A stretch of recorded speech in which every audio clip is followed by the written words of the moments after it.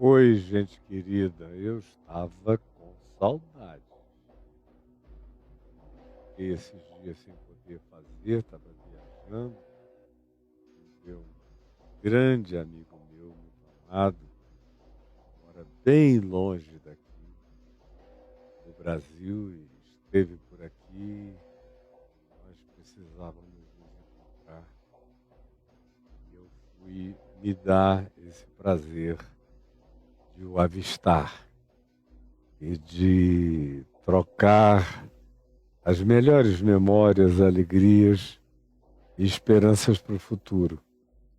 Conquanto ele já esteja com 85 anos e eu não seja mais nenhuma criança, já seja um homem também considerado idoso, conversamos sobre planos para o futuro. Não necessariamente para nós dois fazermos juntos, mas aquilo que pela fé a gente projeta no meio de toda essa confusão vigente. Ele me perguntou se as minhas paixões continuavam intactas. E eu disse a ele que elas nunca estiveram mais profundas, mais enraizadas, mais aceleradas e mais certas e convictas daquilo que Deus nos deu para fazer. Hoje nós vamos continuar o que deveríamos ter começado na terça-feira, que é a sequência de Mateus. Hoje, no capítulo 11, nós já vimos o verso 1 como conclusão do capítulo 10. Nós terminamos sexta da semana passada com o capítulo 11, verso 1, que diz: tendo acabado Jesus de dar essas instruções, que é a aplicação do Evangelho para o cotidiano, para a prática relacional dos seus 12 discípulos ou apóstolos, ele partiu do lugar onde ele deu todas essas instruções pormenorizadas de como alguém que se entrega, preste atenção, como alguém que se entrega, e se entrega sem reservas. Como eu disse várias vezes durante as instruções, que nos tomou aqui vários dias de explanação, eu creio que foram 8 programas que nós fizemos tratando do assunto, eu disse que nem todo mundo tinha esse chamado. Mas aqueles que identificam no coração esse chamado e que se sabem também enviados, não tem como negociar, caso queiram ser de fato discípulos, representantes e apóstolos do Evangelho de Cristo Jesus, não tem como negociar esses valores, esses significados e esses princípios.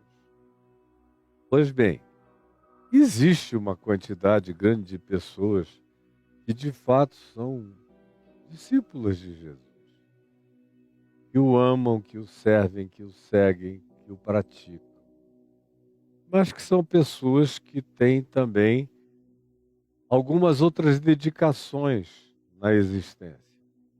Nem todo mundo vira Paulo, nem todo mundo vira Pedro, nem todo mundo vira Bartolomeu, Natanael, Judas Tadeu, nem todo mundo vira Tiago e João, nem todo mundo vira Barnabé, nem todo mundo tem um chamado em relação ao qual vem a dizer: eu não tenho condição de me dedicar a mais nada na existência a não ser a isto. A grande maioria dos cristãos, por mais vinculados, fiéis, comprometidos, apaixonados, visceralmente entregues ao significado do Evangelho, tem, todavia, outras coisas com as quais, sem nenhum paradoxo, sem nenhuma ambivalência, sem nenhum choque de significados ou valores, as coisas com as quais se ocupam. Isso é normal. Nem todos nós temos o mesmo chamado, o mesmo nível, a mesma intensidade, o mesmo enraizamento, a mesma entrega, a mesma dedicação, a mesma necessidade praticamente compulsiva de comprometimento. Como aconteceu comigo. Como aconteceu, por exemplo, com meu pai, que tinha todas as oportunidades da terra e do mundo nas mãos dele para fazer o que quisesse, para ganhar muito dinheiro por conta própria, mas ele abriu mão de tudo e, sendo rico, decidiu tornar-se pobre para se identificar com aqueles que na terra dele, os caboclos, os índios e dentre os pobres os carentes mais profundos, como ele fez até o Senhor o levar. Nem todo mundo também tem o nível de enraizamento de vocação e de consciência de envio que eu tenho e que Deus me deu. Nem todo mundo tem. Por exemplo, eu tive e tenho no curso da vida, me ofereceram uma quantidade enorme de outras alternativas. Se eu as tivesse seguido, eu teria me tornado um homem muito rico, com muito poder, com muito tudo que a maioria das pessoas sonha, almeja, ambiciona e que para mim não significam absolutamente nada. Toda vez que no curso desses 51 anos alguém chegava para mim e dizia, olha, você podia fazer isso e se tornar isto, aquilo, outro, eu dizia, escuta, você está querendo reduzir a minha vida? Está querendo me encolher? Está querendo diminuir a alegria da vivência cotidiana, do meu galardão no Evangelho? Eu não tenho outra alternativa, não é porque Deus não me tenha dado cabeça, inteligência, perspicácia, cultura, nem nada disso. Eu sei que Ele me deu uma quantidade brutal de recursos humanos que muita gente sonharia em ter um percentual disso. E não tem, mas em mim, tudo que me foi dado está absolutamente dedicado ao Evangelho do Reino de Deus, à expansão dele, ao anúncio dele, à pregação dele, à vivência dele na minha vida. E a busca de que, em acontecendo isso comigo, centenas, milhares e milhões de outros sejam igualmente alcançados. Cada um no nível do seu chamado, porque ninguém nem todos têm o mesmo chamamento. O único chamado comum que nós temos é para andarmos na direção do prêmio, como diz Paulo em Filipenses 3:12, na direção do prêmio da soberana vocação de Deus em Cristo Jesus, que significa tornarmos-nos semelhantes a Ele, cada dia absorvendo mais a natureza, o caráter, a alegria, a vida, o compromisso, o prazer de ser dele, de servi-lo e de se entregar à vida, ao mundo, à existência, como um servo dessa boa nova, extraordinária e incomparável. Em relação a isso, todos nós temos o mesmo chamamento. Agora, o modus operandi do nosso chamamento, da nossa vocação, do nosso envio, é que pode ser diferente, mas as instruções, como eu disse sexta-feira passada, que Jesus lhe deu aos seus 12 apóstolos, são as mesmas instruções que ficam para mim nas práticas da minha vida, profissional, familiar, relacional, política, a minha visão de mundo, o meu olhar, a minha interpretação, os valores que eu sigo, as pautas que eu obedeço, os esforços em relação aos quais eu me dedico, todas essas coisas são comuns para todos nós. Só que tem alguns que vão como uma quilha, são uma espécie de navio quebra-gelo, se dirigindo para o Ártico do mundo, arrebentando, calotas polares para plantar significados do Evangelho em lugares completamente inóspitos. Nem todo mundo tem esse mesmo tipo de chamado e nem de modus operandi. Mas para a prática dessas instruções, todos nós somos chamados, qualquer que seja a sua atividade. Isso repetido, como eu já o disse na sexta-feira passada, eu hoje prossigo dizendo, ora, tendo acabado Jesus de dar estas instruções aos seus 12 discípulos, partiu dali a ensinar e a pregar nas cidades deles, para que eles, agora instruídos, voltassem para o lugar onde eles tinham crescido, onde as pessoas os tinham visto crianças, ou na puberdade, ou na adolescência, ou na primeira juventude.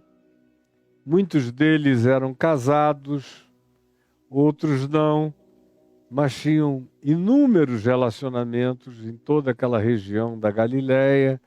E Jesus vai para as cidades deles com eles. E observa como eles praticam, voltando para casa, essas instruções que Jesus a eles dera.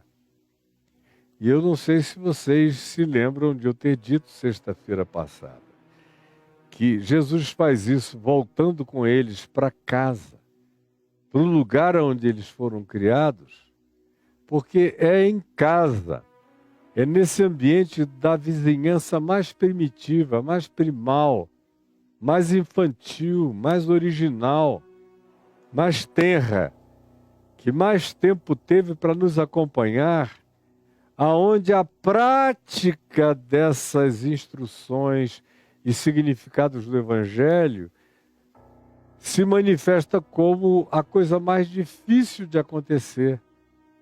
É muito mais simples você viajar para a Índia, levando essas instruções, do que você voltar para a casa do pai, da mãe, da parentela, dos amigos, dos que tiveram catarro no nariz com você quando eram crianças, no ambiente onde você namorou, flertou, falou seus primeiros palavrões, teve as suas brigas, seus conflitos, ou as suas evasões, se você era tímido, fugidio, aonde a natureza da sua personalidade é melhor percebida por aqueles que viram você crescer, que sabem você bem melhor do que os estranhos.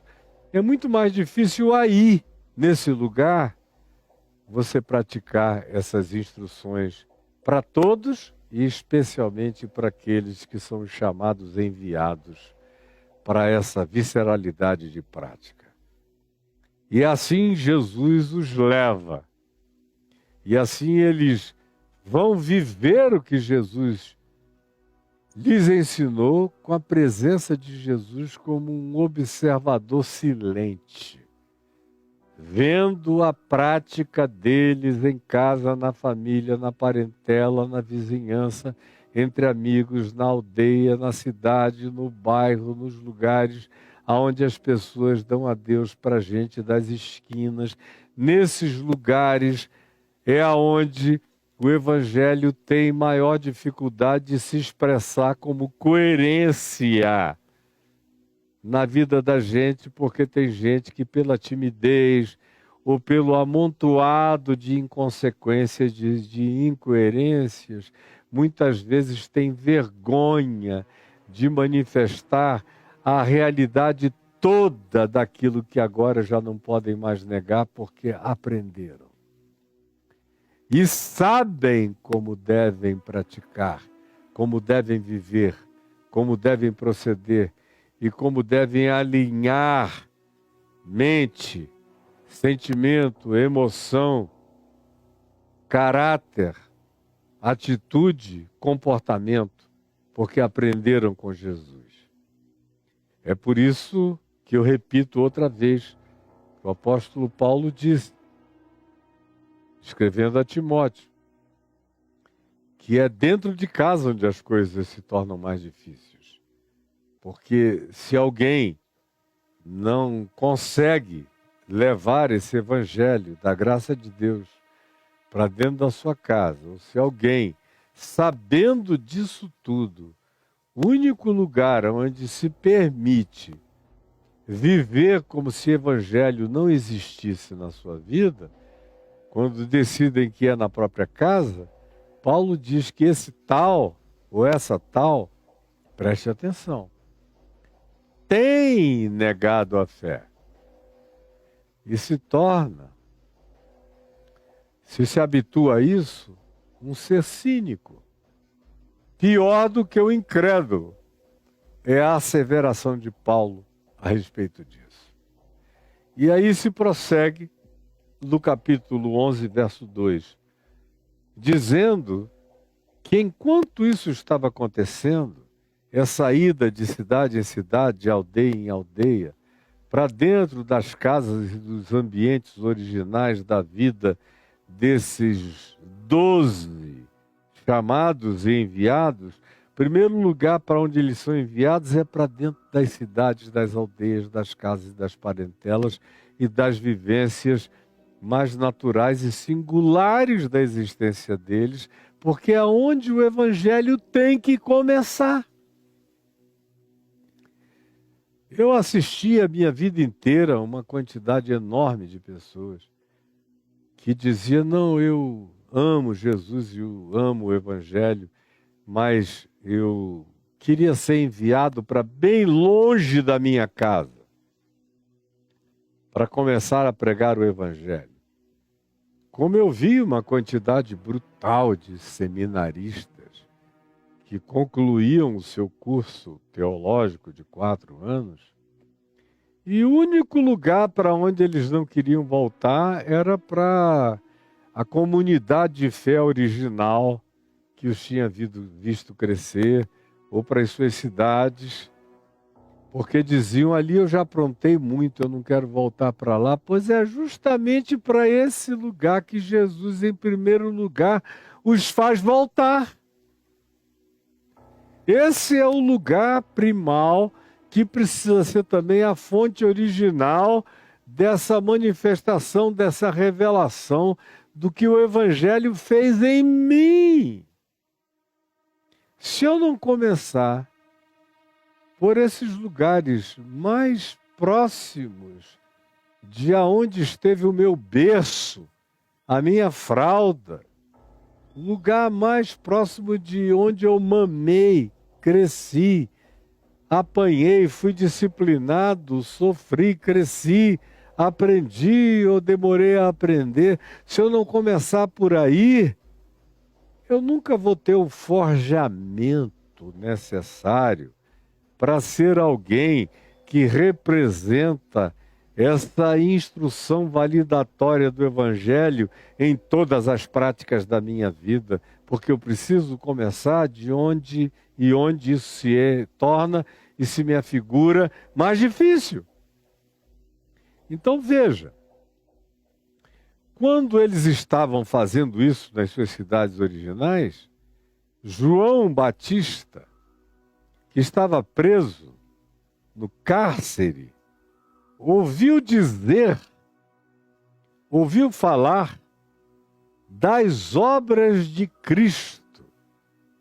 É interessante, porque o texto de Mateus não diz das obras de Jesus.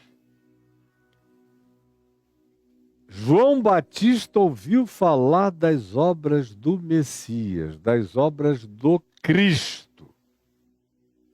Não era do primo dele, Jesus, filho de Maria, parenta de Isabel. Não, era do Cristo. Cada palavra aqui tem significado. Ele ouviu falar que aquele de quem ele dissera, eis o Cordeiro de Deus que tira o pecado do mundo, estava fazendo muitas obras. Você lê aqui no Evangelho de Mateus, já houve várias. Mas se você pega esse mesmo texto aqui de de Mateus 11:2, e você abre em Lucas 7, de 18 em diante, que é o sinótico correspondente a essa mesma narrativa, no contexto de Lucas 7, você abre lá e você vê alguns milagres que um deles já tinha sido narrado aqui em Mateus anteriormente, que foi a cura do servo do centurião romano. Você lembra que em Mateus 8, de 5 a 13, nós falamos a respeito disso. Mas tem um milagre que está descrito aqui em Lucas e não aparece em Mateus, nem em Marcos, nem em João.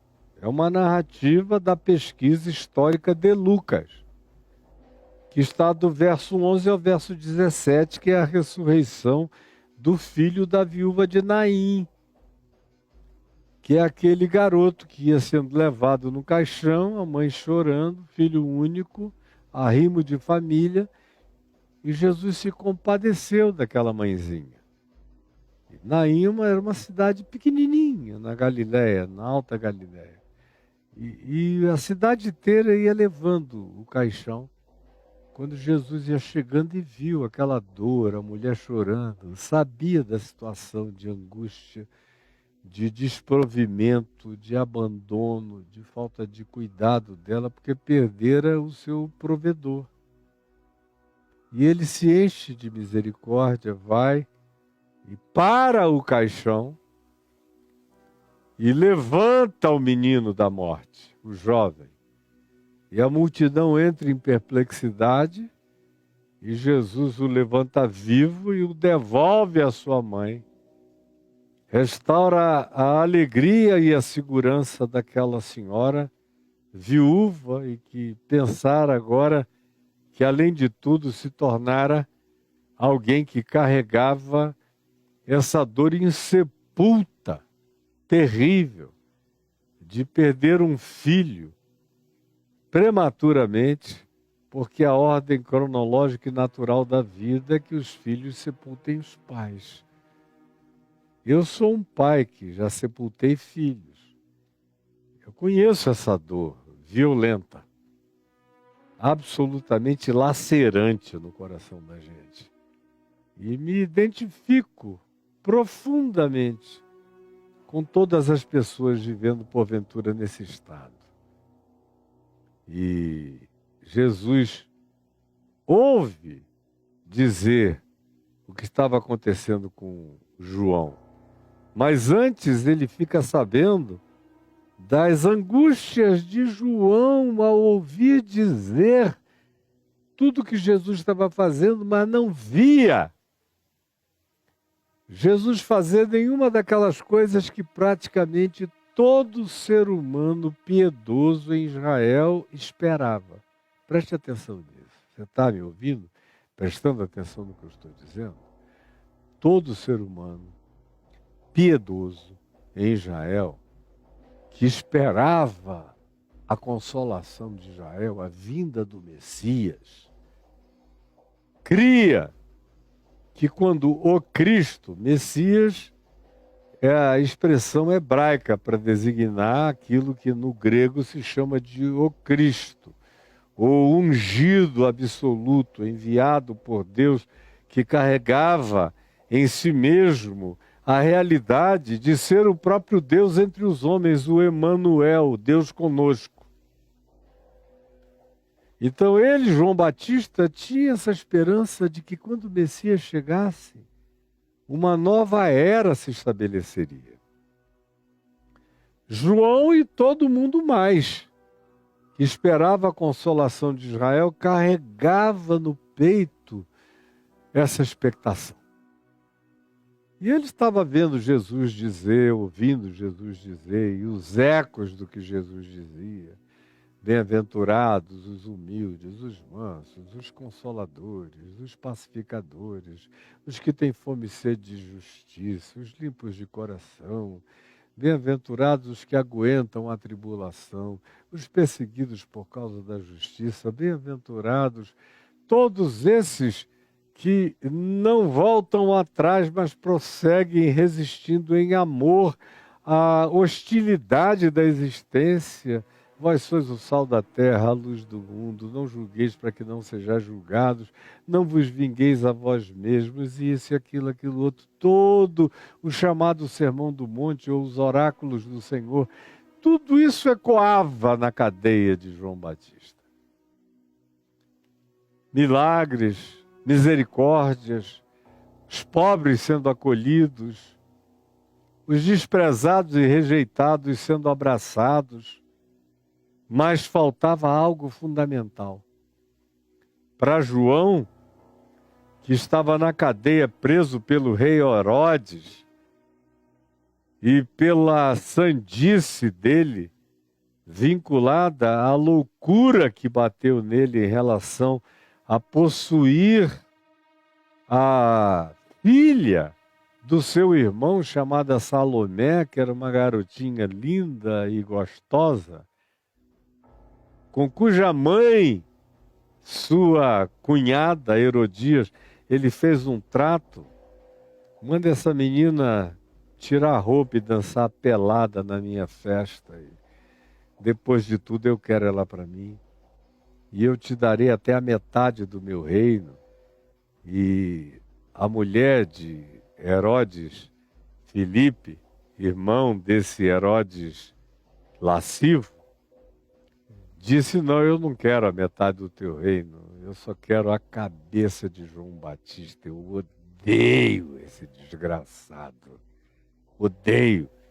E o Herodes estava tão enlouquecido pelo corpinho, pela bundinha, pelo peitinho, pela mulher linda, gostosa, jovem, sem defeito, absolutamente sedutora, que ele falou: eu corto a cabeça dele. Olha que esse Herodes tinha o maior respeito por João Batista, mas nessa hora, quando a visceralidade luxurienta toma conta da mente e do coração do humano, eu já vi seres humanos fazerem as maiores loucuras. E eu sei que o ser humano é capaz de fazer as maiores torpezas deste mundo para não perder a oportunidade de uma satisfação de luxúria, de lascívia e de prazer. E ele mandou cortar a cabeça de João Batista. Isso aconteceu um pouco antes, João ainda estava vivo. E em ouvindo dizer que Jesus fazia tudo, menos o que João esperava que acontecesse como consumação, como selo, como validação final do seu messiato, de que ele de fato era o Cristo de Deus enviado, não acontecia. Que era dominar os reinos deste mundo. Que fora o que o diabo oferecera a Jesus nas suas tentações. A terceira tentação foi: dobra-te diante de mim, e eu te darei todos os reinos deste mundo. O teu messiado se tornará imediatamente manifesto no planeta inteiro. Porque eu recebi esse poder de controlar a terra, e eu darei esse poder a quem eu queira, a quem quer que se curve diante de mim e faça a minha vontade e pratique todas as minhas pautas e viva os meus sentimentos de perversidade diabólica. A quem Jesus disse: arreda, Satanás. Pois bem, João Batista, não por motivação diabólica ou satânica, mas por não aguentar mais ver a opressão que já estava presente há séculos e séculos e séculos, que eu já narrei em várias outras ocasiões nessa exposição de Mateus, que durara muito tempo, muitos séculos, desde o cativeiro em Babilônia, com os medos, os persas, os gregos, os seleucos, os ptolomeus, tudo aquilo que durou anos e séculos, e agora os romanos, já há 60 anos, 70 anos oprimindo. Todo mundo esperava que quando chegasse esse Messias, esse torpor dominador, dessas práticas de controle e dominação dessas superpotências mundiais, fossem sacudidas e se estabelecesse o reino messiânico do Filho de Deus na terra, e nada disso acontecer. Esse é o contexto na mente de João Batista. E não só na mente dele, como eu já disse e repito, todo ser humano piedoso tinha essa esperança e aguardava com grande expectativa que isso acontecesse. Portanto, o verso 2 diz: quando João ouviu no cárcere falar das obras de Cristo, que eram curas milagrosas de todos os modos e palavras de graça de todas as formas, mas não chegava aquele enfrentamento político, militar, não havia nenhuma convocação de hostes alienígenas, de seres extraterrestres, que a gente apelidou de anjos, os judeus apelidaram de anjos, mas é um apelido. Cada povo tem seu apelidinho para essas entidades, para essas criaturas, boas ou demoníacas, ou más. E ele não via de nenhuma dessas invasões celestes chegando. Para João Batista, no dia que Jesus quisesse que isso acontecesse, seria fácil. Era um sopro. E Tibério, o imperador, cairia morto. E o sinédrio romano se dissolveria. E a tetrarquia dos Herodes em Israel acabaria. E as autoridades romanas correspondentes evaporar-se-iam. E todos os dominadores fugiriam. E esses seres celestiais estabeleceriam com sua presença, com os seus aparatos, com as suas manifestações de um poder absolutamente desconhecido, que já tinham feito homens e mulheres do passado temerem e tremerem e caírem espavoridos como se estivessem mortos, como aconteceu com o profeta Ezequiel, quando viu aqueles girantes um dentro do outro, com olhos para todos os lados e luzes fulgurantes em todas as direções, e seres de uma configuração de natureza física totalmente diferente de tudo quanto se possa identificar com o humanoide natural, carregados de um poder sobrenatural, que o próprio Ezequiel, quando viu, diz: cair por terra como morto. João esperava que uma coisa como essa chegasse, que a nave-mãe celestial viesse. Como o livro de Enoque tinha profetizado, dizendo: eis que vejo o Senhor vindo com suas santas miríades.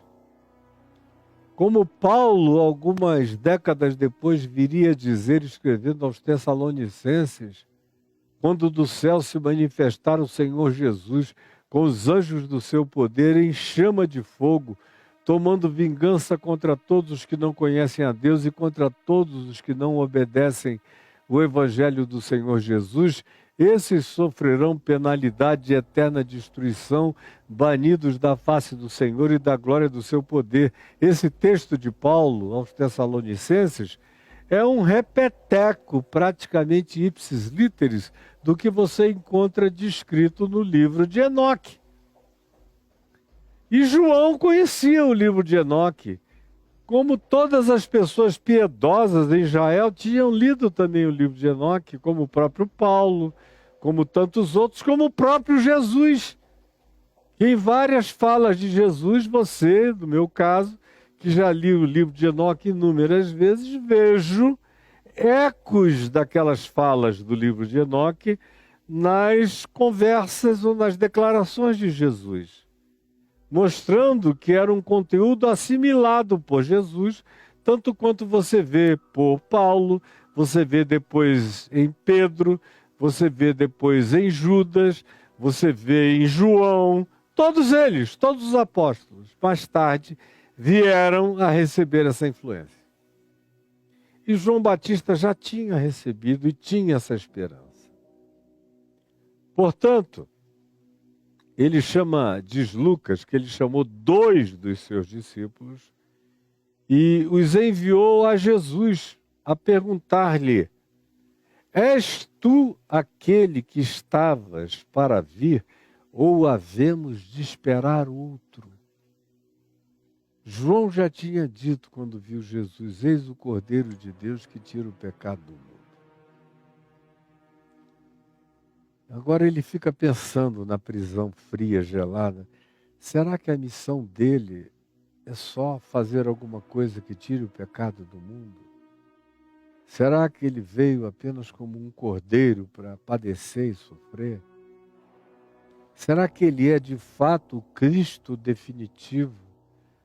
Ou ele é uma inauguração daquilo que ainda está por vir, com um poder esmagador que coloque sob dominação do reino de Deus todos os poderes deste mundo?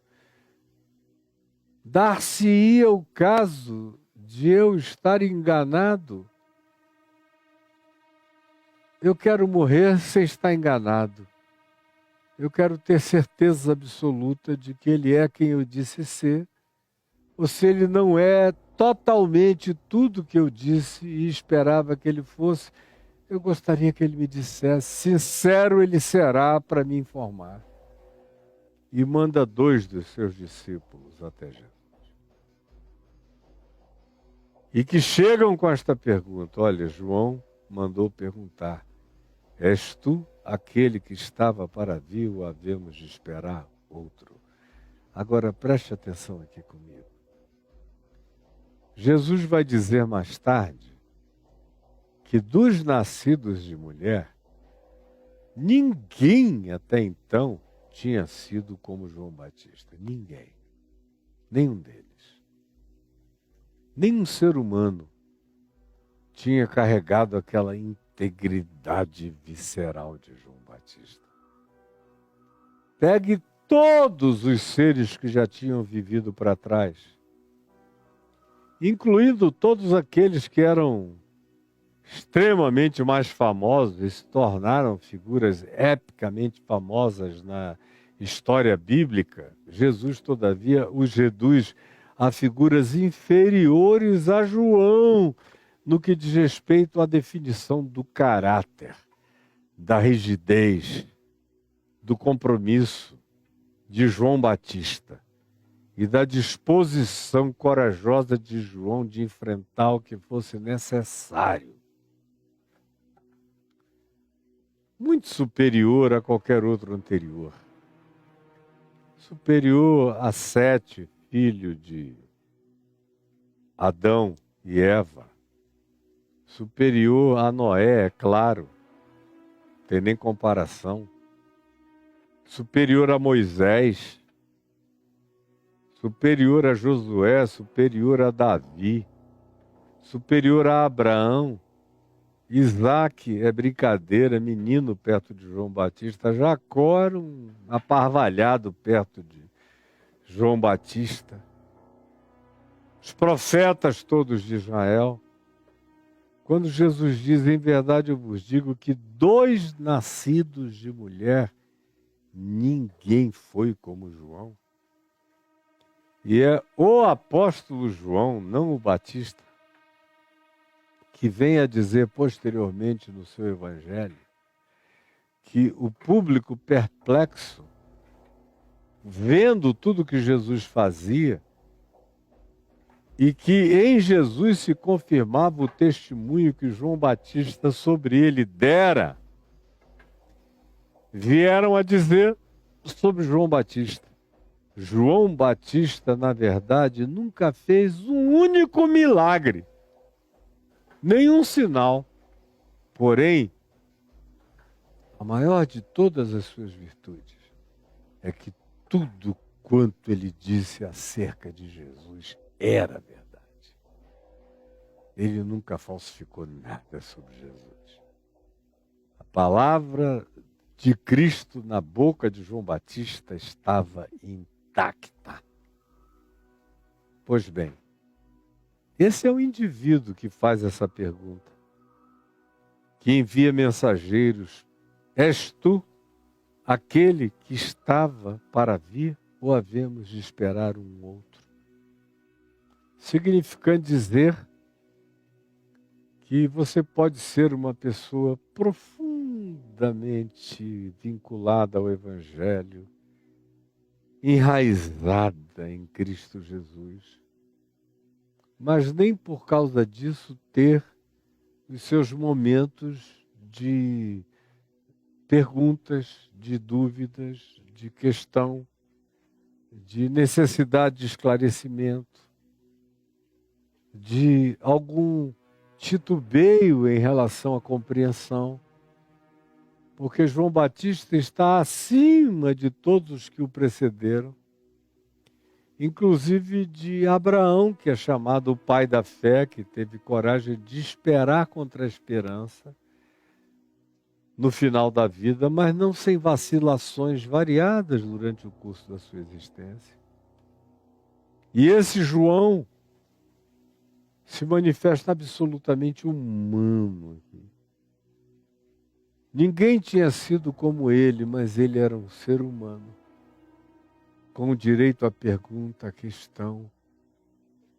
Ele carregava a sua própria relatividade e acorrentado, encarcerado, numa prisão pequena, gelada, úmida, escura, sem luz, maltratado, vendo os seus dias em contagem regressiva.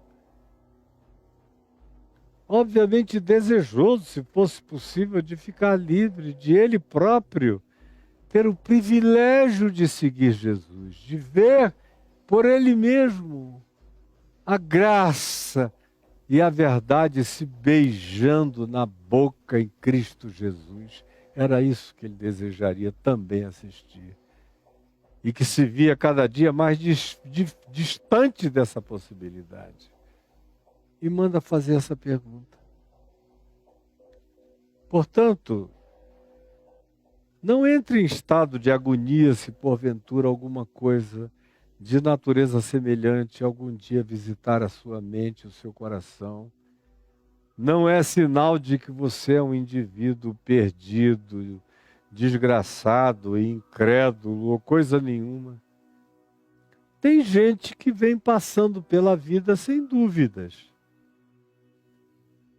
Eu, por exemplo, já falei inúmeras vezes do meu pai que eu nunca vi meu pai ter uma única dúvida sobre nada na vida dele, acerca do que fosse essencial em relação a Jesus. Como eu mesmo, com temor e tremor na presença de Deus, sem nenhuma jactância pessoal, quebrantadamente cônscio da minha relatividade, no entanto, em relação a Jesus, nunca me veio nenhuma dúvida ao coração. Eu sei em quem eu tenho crido e sei que Ele é poderoso para guardar o meu depósito até aquele dia, como foi também o caso de Paulo, que foi quem declarou essa verdade. Não foi o caso de Pedro, por exemplo. Não foi o caso de alguns outros íntimos. E João Batista, com toda essa maravilha, nesse dia, nessa hora, em dadas circunstâncias, em ocasiões de aperto, de angústia, de desmerecimento total, de maus tratos da existência, com uma veemência perversa, horrorosa contra a pessoa, pode ser que surja uma pergunta desse tipo, será? E no caso de João Batista, ele que tinha anunciado tudo sobre Jesus, se perguntou, será que eu superlativizei? Porque lembre-se, Jesus não tinha ressuscitado. Para mim, ele já é o ressuscitado. Ele é aquele que ascendeu aos céus. Ele é aquele que tem se manifestado nesses 2000 anos, a tantos. E a mim também. Mas para João, a história ainda estava em curso. A situação dele era um pouco diferente. Ele não é filho do pós-ressurreição, ele é filho do pré-ressurreição. E essa pergunta era praticamente natural no coração do homem mais piedoso que existisse.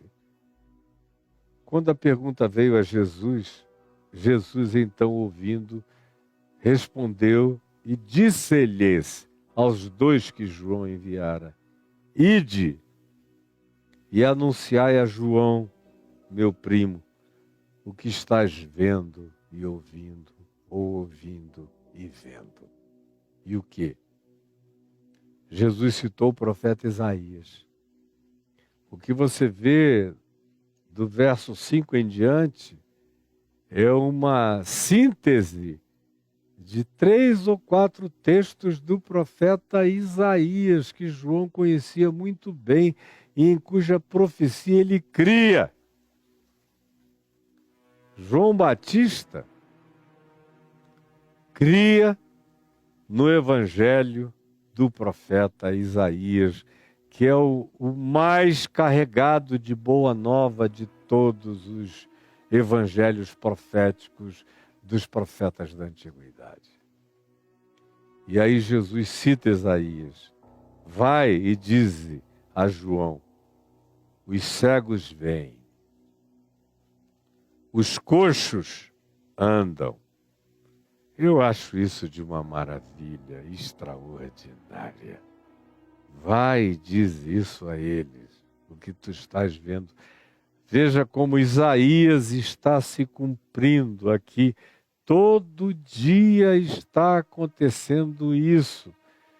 Como se prometeu em Isaías 61, como se prometeu em vários outros textos do profeta, vai e diga, os cegos veem, os coxos andam, os leprosos são purificados, os surdos ouvem, os mortos, como a gente viu no texto de Lucas 7, do filho da viúva de Naim, ouviu na filha de Jairo, aqui mesmo em Mateus, que fora ressuscitada, os mortos são ressuscitados. E aos pobres está sendo pregado o Evangelho, a boa nova da graça de Deus, a todos os pobres, de todos os lugares aonde eu vou, eu anuncio que o dia da graça do nosso Deus chegou como visitação a todos os seres humanos. E aí acrescenta aos enviados de João: bem-aventurado é aquele que não achar em mim motivo de tropeço. Mesmo João. Essa pergunta é natural. Mas não insista nessa dúvida. Essa sua pergunta é mais do que natural. Mas não insista nessa dúvida. Porque a manutenção da dúvida contra a certeza nos dada pela palavra e contra os fatos do Evangelho praticados por Jesus, se a gente mantiver isso, e é fácil manter isso, o coração pode se tornar cínico. Como eu tenho encontrado, infelizmente, uma quantidade enorme de pessoas que começaram muito bem, mas que se tornaram profundamente cínicas. Especialmente nesse contexto. Você está me vendo, prestando atenção? especialmente nesse contexto. Eu conheço a vida inteira gente que estudou, que fez exegese no hebraico do texto de Isaías, o que aprendeu os profetas, que teve boa instrução hermenêutica de compreensão de texto, que teve instrução de até bons mestres de conhecimento bíblico, biblicistas razoavelmente coerentes, que não têm desculpas a respeito da ignorância ou da falta de conhecimento, mas que num dado momento da vida entraram num processo duvidoso.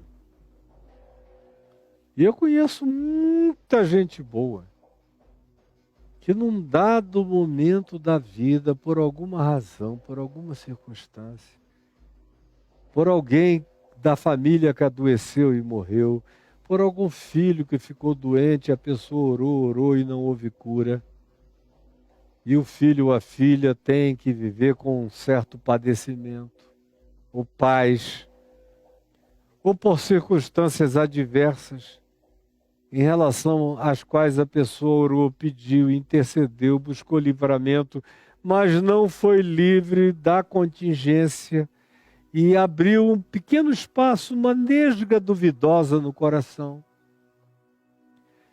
Que isso aconteça,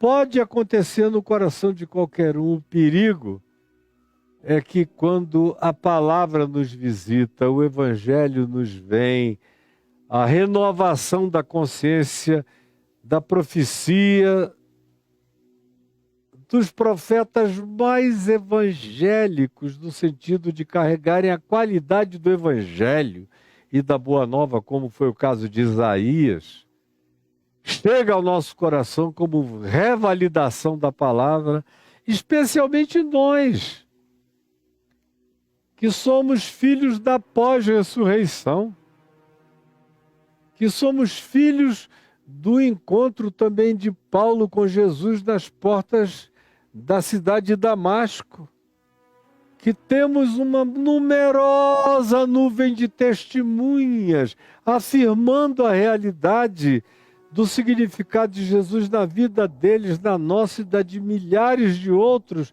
e mesmo assim começamos a alimentar essa dúvida todo dia, um pouco mais, um pouco mais, um pouco mais. Eu tenho encontrado pessoas que são gente boníssima, mas que abriram mão, que permitiram-se, que fizeram concessões à dúvida e que a alimentaram de maneira sutil e cotidiana, todo dia no coração, até que aquilo foi crescendo como uma cunha que vai entrando e vai alargando, até que chega uma hora, o espaçamento entre a fé e a dúvida cresce tanto, aí depois é entre a quase fé e a total incredulidade no coração. A tal ponto que essas pessoas para fora vivem um conflito enorme, porque pregam aquilo que não creem mais, oram por aquilo que não acreditam que obterão respostas a respeito, confessam aquilo que no íntimo já não guardam no coração, e vão se tornando hipócritas, cínicas e angustiadas, mas não sabem mais voltar atrás. Quantos estão nessa mesma situação? Aqui mesmo me assistindo, quantos? Em todos os lugares me vendo e ouvindo, seja honesto. Você sabe que com você pode estar acontecendo isso. Como outro dia eu ouvi um amigo dizendo, eu entrei num estado de dúvida que foi crescendo dentro de mim, que chegou a um ponto em que a minha fé se foi embora. Uma pessoa que não tinha a menor razão para isso, que já sabia o bastante para que no seu coração não houvesse mais essa permissão de incredulidade. Mas isso é sutil. Por isso Jesus diz no verso 6, e bem-aventurado, podem dizer isso a João, é aquele que não achar em mim motivo de tropeço. Motivo de tropeço. E é aqui que eu vou ficar no dia de hoje. Bem-aventurado é aquele que, sabendo, que vendo, que tendo ideia e tendo certeza de tudo isso, não encontra em mim motivo de tropeço. Agora veja bem, isso aqui não é um problema para César, o imperador, nem para os Herodes contemporâneos de Jesus, nem para Pilatos, nem para qualquer um outro. Esse é um problema de discípulos. Esse é um problema de gente que creu. Esse é um problema para aquele que disse: eu sei que Ele é o Cordeiro de Deus que tira o pecado do mundo. Esse é um problema para aqueles que estão dispostos a enfrentar situações difíceis e antagônicas, mas que no meio do enfrentamento e do aperto, pela dor, pela angústia, pela solidão, pelo abandono, pela rejeição, pela existência solitária, pelo descaso com o qual eventualmente venham a ser tratados nas condições em que estejam, comecem a alimentar dúvidas, porque tinham expectativas. E aí preste atenção no que eu estou dizendo. O maior problema nessas horas é o ter alimentado expectativas acerca de Jesus na nossa vida. Expectativas como a de João Batista. Ele é. E em sendo, será como queremos, como esperamos. Em sendo, será como desejamos. Trará os seus anjos, me libertará, me salvará dos meus algozes, vai me cobrir com os agasalhos eternos para eu ficar livre para sempre de todo frio, de todo abandono, de toda rejeição, de todo escárnio. Receberei ainda a validação dele, porque ele tinha uma expectativa sobre Jesus. E aí é o perigo das escatologias, que projetam a volta de Jesus para o ano tal, para a hora tal, que projetam expectativas de que eu não verei a morte antes que Jesus volte, como eu já vi milhares me declararem isso nesse meio século de pregação do Evangelho, que alguns morreram frustrados, duvidosos, praticamente tendo razão de tropeço, por causa do culto à expectativa doutrinária, escatológica, teológica, ainda que em nome da melhor piedade. Como eu gostaria que algumas pessoas estivessem me vendo e ouvindo neste momento, neste dia, nesta hora. Que são pessoas que eu sei que andam frustradíssimas, amarguradíssimas, porque nutriram grandes expectativas de coisas que elas achavam que Jesus faria durante os dias das suas vidas. Elas teriam as melhores surpresas da manifestação de Cristo nos dias deles. E o que eles estão vendo é uma igreja podre, é o Evangelho acabando, é a pregação silenciada pela mentira, é a piedade dando lugar ao engano, é o reino de